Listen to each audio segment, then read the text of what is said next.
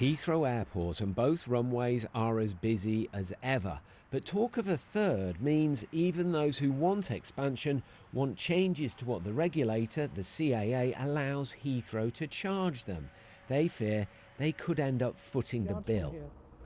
And yet we're paying £2.60 per unit for water there, and they're charging us over £23 a unit here.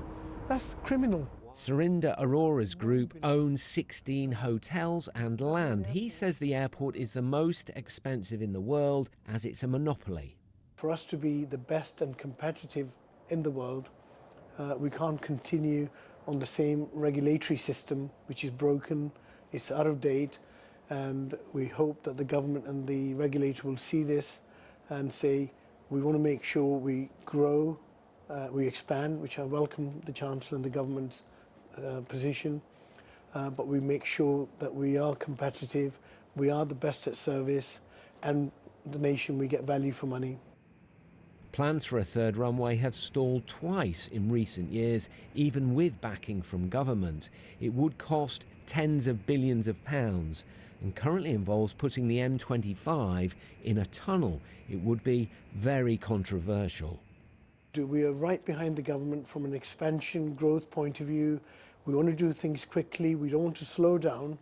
But what we mustn't do growth at any cost where it's lining the shareholders' pockets.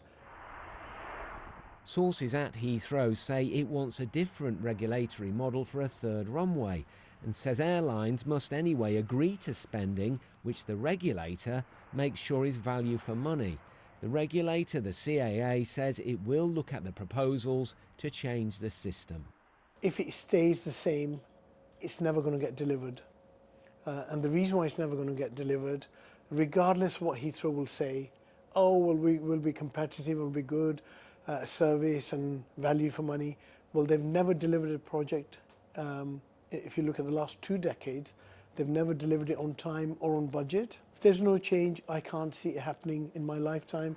Of course, there are opponents to a third runway on environmental grounds, but even amongst its backers, there's concern at how it will be done and who will pay for it.